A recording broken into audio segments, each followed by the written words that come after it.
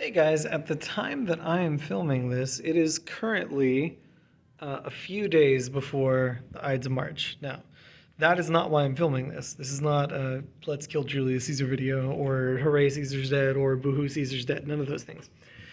Instead, I want to talk about dates. All right, that is to say, calendar dates. What is going on when you want to say what things happen? All right, because the way the Romans do it is not the way we do it. It's actually really, really, really different, right? Anytime you want to talk about, what day a thing is happening, we have a real simple thing. We have a bunch of ordinal numbers that count from 1 to 30 or 1 to 31, or if it's February, 1 to 28, and we just say it is that day of that month. Nice and simple. This is one in which I actually think we do this way smarter than the Romans do it. The Romans are very smart administrators and they're very good at a lot of things. But there are certain traditional things that their way is just a little more sticky. And counting days is something that's so simplistic that, and so ingrained in us from an early age that you might not realize that other cultures actually do it differently.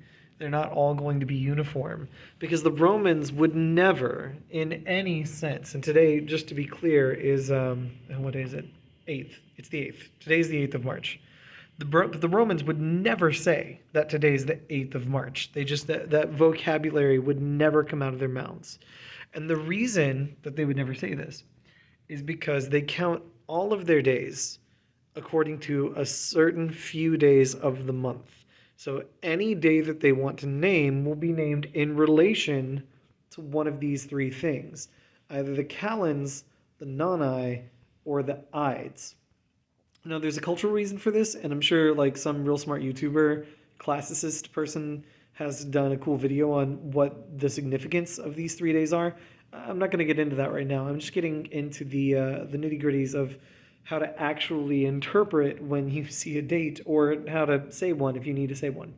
So yeah, so everything is counted and named in relation to the calends, the noni, or the ides. The calends, which is the first, the noni, which is the fifth, well, or the seventh, and then the ides, which is the 13th, or the 15th. Actually, this is like a weird thing. So what's going on with the noni specifically is it's called the noni because it's 9 days before the ides, but some months have the ides on the 13th, some on the 15th. So if the ides are on the 13th, then the noni would be on the 5th. If the ides are on the 15th, then the noni would be on the 7th. And specifically, the months that have the weird ides are these four: March, May, July, and October. Which is to say, it's actually kind of funny because the most famous Roman date of like all classical antiquity is the Ides of March, and so there's a lot of Americans. Oh, the bell rang on me. There's a lot of Americans wandering around out there not knowing that the Ides of every month is not the 15th. A lot of Americans are like, well, the Ides of March would be the 15th of March. And so they're like, yeah, the Ides are the 15th. No, they're usually the 13th. But on those 4 months, they're the 15th. So yeah, so let's think about that. The Ides of March are the 15th of March. What that means is that it's really easy to talk about things that happen on the Ides of March, or for that matter, on the noni or on the calends. You just say it's the Ides of March, or it's the calends of March, or it's the noni of March. It's as simple as that. But here's the thing. So March 15th equals the Ides of March.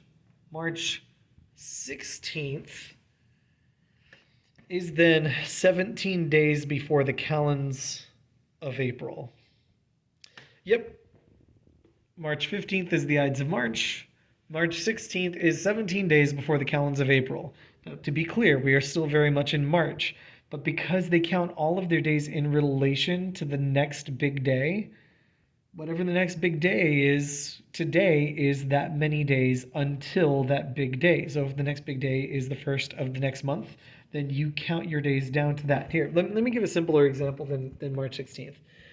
I had somebody in the room this morning, asked for a day, and dude gave me his birthday, which happens to be July 28th. All right? So July 28th is 5 days before the calends of August. All right? And you see here I've written it in black in English so that we can think about first just how you actually count these. July 28th is 5 days before the calends of August. We're counting down toward the next major calendar day, which is the 1st of August. That's the calends. And if we want to count from the 28th, we'll have 28, 29, 30, 31, 8, 1. That's 5 days. Now, I already know some of you are going to object to this. You're going to say, no, no, no. This is 1 day, 2 days, 3 days, 4 days. And you're going to think that I miscounted. But I did not miscount, because that's not how the Romans counted. I did not count this 5 days because that's the way I do it. Most Americans wouldn't. We would say that from here to here is 4 days, 4 24-hour periods to get you from this one to this one, to this one, to this one, to this one. And that's true if you're counting 24-hour periods, but the Romans aren't doing that. The Romans are counting days, as in today is a day, then there's a night, and then there's another day, then there's a night, then there's another day, then there's a night, then there's another day, then there's a night, and finally you get to that day. So the Romans always count the day you're on as one, plus all the ones that follow. And that's how July 28th is 5 days for the calends of August. Now, let's be clear. They're not going to write it like this because this is in English. You have to then write this in Latin if you want to express it in Latin. So the translation of that would be like so. Days before is ante diem. I know grammatically that doesn't actually quite match up, but the Romans are weird. And then you would have calendas Augustas. Calendas here in the accusative because of working with the AD, and then Augustus to essentially describe the calends. Which calends? The August calends, all right? So to say, oh, and of course you have to have your number, which in this case would be 5 spelled with a V if you're using the numeral. If you're writing the number out, you're going to spell it however the number is spelled. But in a date like this, they're probably just going to use a numeral.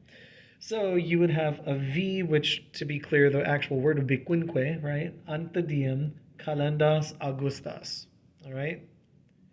But they're not actually going to write out all these words. They don't need to write out all these words, because if you already know you're talking about a date, you don't need to spell out ante diem. They're going to obviously abbreviate that, which is how you get VAD, V for 5, which again, if you were actually pronouncing the word, would actually be quinque, but the Roman numeral is a V, so VAD standing for ante diem calendas Augustas. And honestly, they may not even write out calendas Augustas, because if you just write cal-aug, well, clearly that stands for calendas Augustas.